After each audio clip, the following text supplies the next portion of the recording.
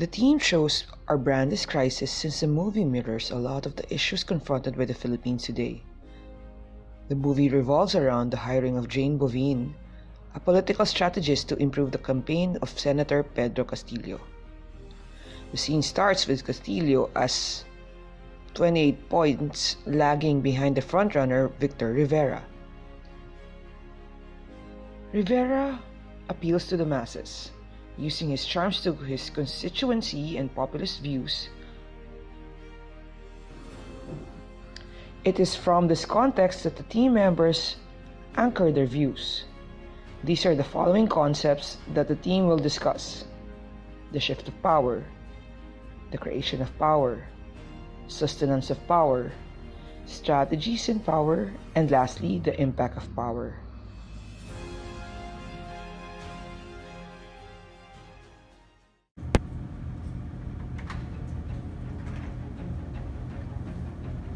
Jane's overall strategy to make Castillo win is to make public see his mental model.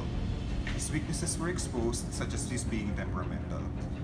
Jane used this as a tool to promote the idea that this is what the country needs, as Bolivia is under a socio-economic turmoil. But would the public be influenced? Well, apparently yes. The public's mental model is to go for someone who can protect the citizens from this so-called crisis. The movie reflected the shift of power during elections. In democracies, most especially during campaign periods, it is the people who wield power over the candidates. They are wooed and coerced to vote for their president. Once elected, the power shifts back to the elected official as mandated by the country's constitution. Okay, power is mostly reserved to a few. And most often, power is not freely given. You have to earn it. You have to work hard for it. And that reality is highlighted in the movie, where Castillo and his team really have to work hard to win the election.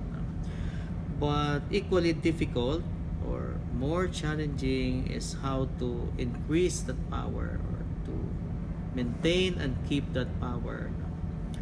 And one way is by keeping your allies and making friends with your enemies by delivering your promises, which in this movie Castillo failed to do, no? And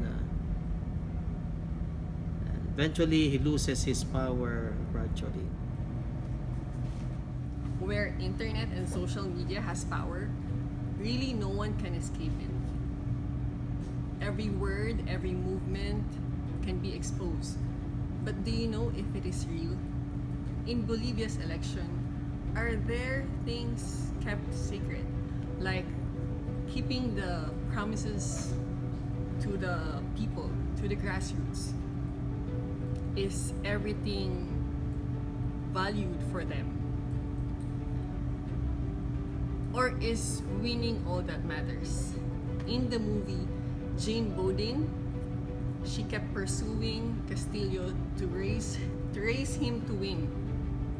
When he won, the promises were unmet. Jane felt frustrated. She felt guilty because the candidate she fought for became a silent monster. How was power created in the movie? I would like to explain it in the framework of the power network.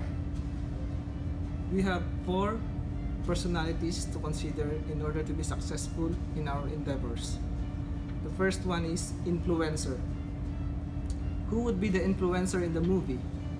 No other than Jane, the strategist and political consultant. These are the type of people who can affect the perceptions and actions of others. Second, we have the expert. Who will be the expert in the movie? These are the senior advisors. They are the one feeding political and socio-economic information to Castillo. That's why he looked really smart in delivering speeches, in making the debates. These are the people who we turn to for wisdom and direction. Who is the third? We have the creators. Who could this be? This would be Ben and the campaign manager.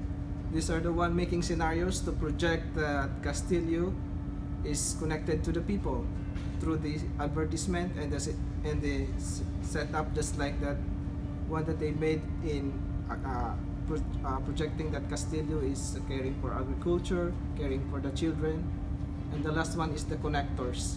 This was very useful when Castillo was really near the second candidate, Velasco. This is NEL, the campaign management team with connection with the State Department. So they were able to link the second candidate to an issue which allowed Castillo to have an improvement in his ranking. But all of this, which is most important, is the influencer, which is Jane, the strategist. So who created the power in the movie? Obviously, these are poor people, and especially Jane.